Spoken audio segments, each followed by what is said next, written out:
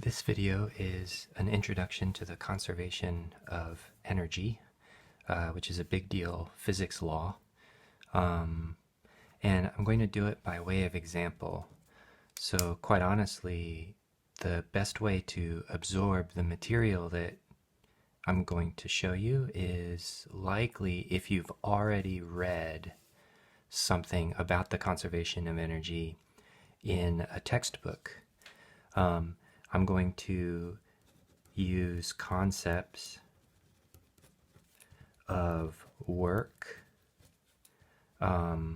force, and when I am describing force in this particular case, I'm going to be talking about an external force as opposed to an internal force.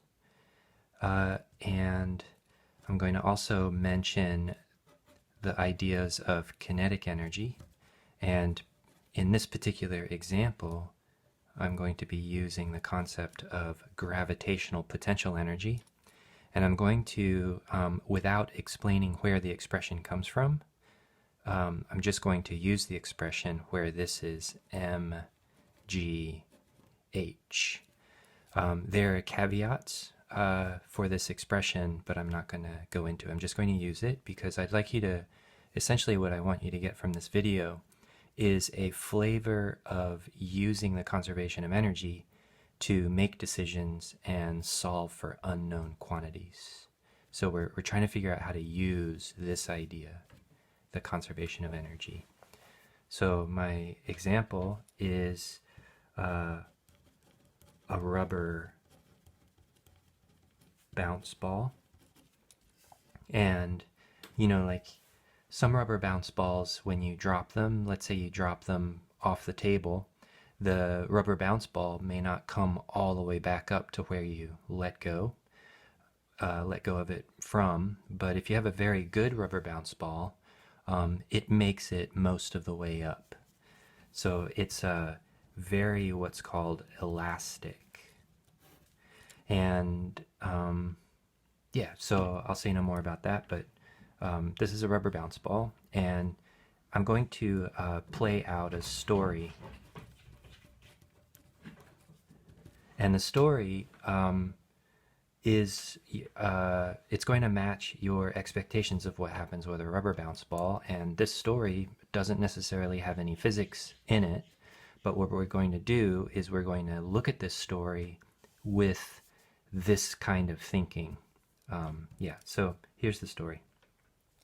Starts off with a situation of having just a table, like a nice flat hard surface, and our rubber bounce ball is at rest on the table, and this we'll call situation A. There's going to be a bunch of situations that unfold. Just to add some context, next to the ball at rest on this table is a little stand that's got a little platform like this. And what we're going to do is I'm going to play out the story of lifting the ball up onto the stand. So this is kind of funny, but I'm just going to introduce a person. This person is going to provide an external force. So this person is off to the side. Here they are, standing at the ready to help. So I'll just put a little EXT. And I'm going to ask this person to do work. And in particular, the work they do is lift the ball. So if you think about it, they're going to cause this situation here to look instead like this. And I'm going to say they lift the ball and gently place it so that it is again at rest on the top of the platform up above where it used to be. And let's say that this distance is a height h, like this. So this external person comes in and does this for us, and then they walk away and we're not going to have to interact with that person again for this particular story. And I'll call this situation B. So this person has caused the situation A to morph into or change into the situation B, like this. Okay, so let's continue. So what we do next is drop the ball. But it's gonna look kind of strange that I set it up this way, but the very next picture, which I'll call C, that stand, we've asked the stand to fail or something like that, where, I don't know, somebody just causes it to break, or it doesn't really matter. But we did that, but the ball has not had any time to gain any motion yet. It is about to, right, get a new speed and have a larger speed and head down towards the ground, but it's actually at rest still. So that's situation C. It's right after I pull the little door to the side, or the little platform. Okay, so the next piece of the story is the ball has been able to fall through a little bit of distance. Let's say it's, for example, here.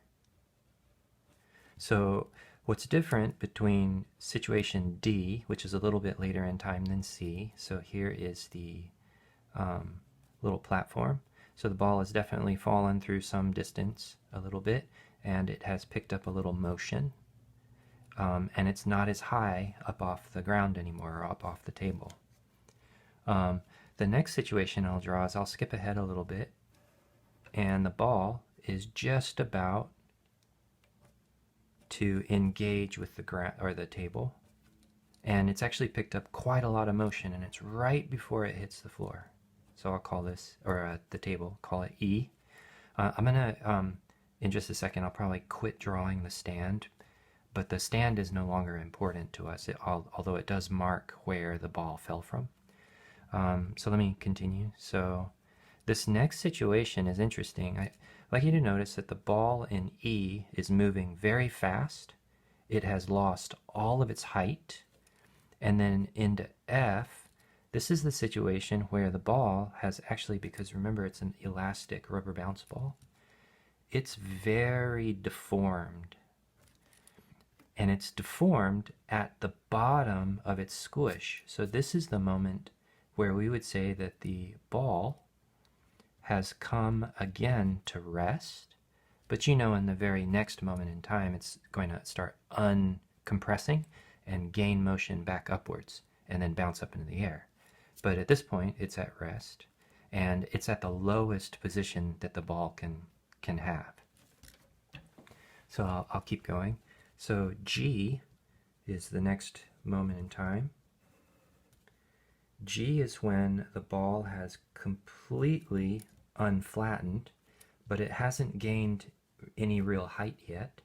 But what it has gained is a whole bunch of motion back. And if you think about it, for a very elastic, nice rubber bouncy ball, it's essentially going to gain all of the motion back. And then, so this will be called situation G.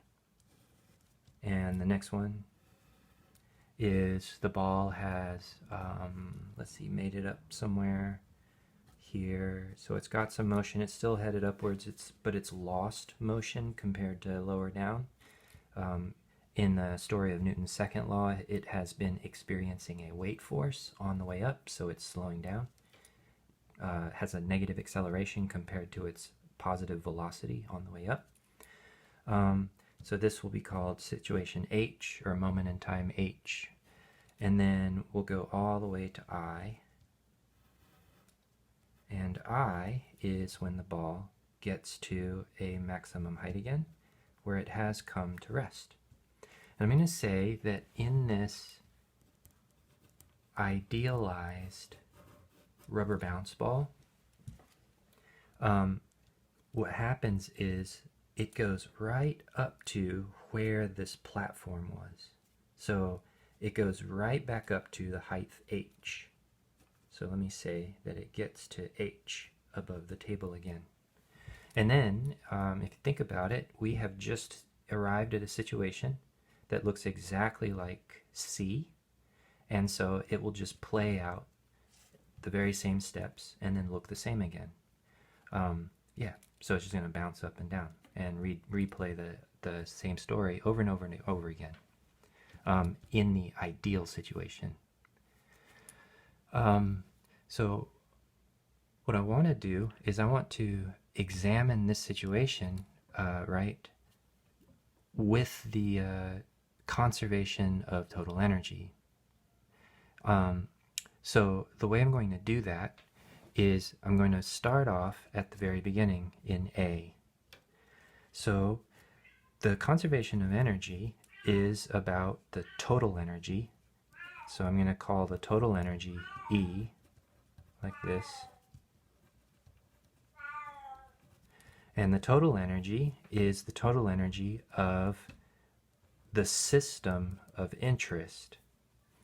And the system of interest is just the ball. And yeah, so at this point, I'm just going to study, I guess, this single object, the ball, and consider that to be my system. So in your previous reading about energy, you may have seen, or I hope you've seen, that the total energy is just what that word total implies. Total means add it all up, use a plus sign. So the type of energy that I'm talking about, that I'm going to add up to be the total energy of the ball system, is the kinetic energy of the ball and the potential energy of the ball. And in this system, the only kind of potential energy that I have, at least that I'm going to show you to start off with, the only type of potential energy that I can think of to use is gravitational potential energy. Although I am going to update and add another kind of potential energy that's got to do with the ball getting squished right here. But anyways, let's start off with this, and we'll find out that we need to consider a new kind of potential energy. So this is a statement of the total energy of the ball, but a statement of what's called the conservation of energy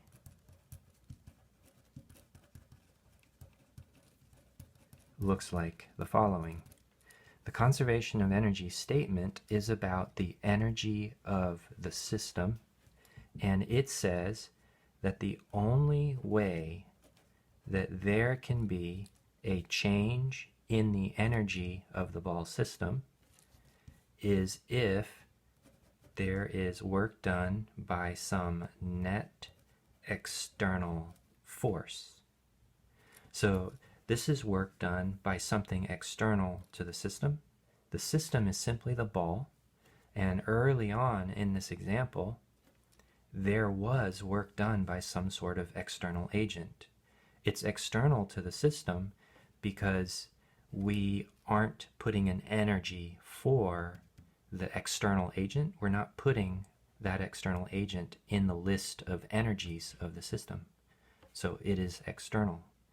So the only way that the total energy of the system can change is if some external agent adds energy to the system or subtracts energy from the system. And that's how the energy of the system can change. The idea is if there is no net external work, then energy cannot be created nor destroyed. The value of the energy cannot change. The total value of the energy cannot change. Okay, so that's what the conservation of energy is about. So I'll continue in the next video with this same story.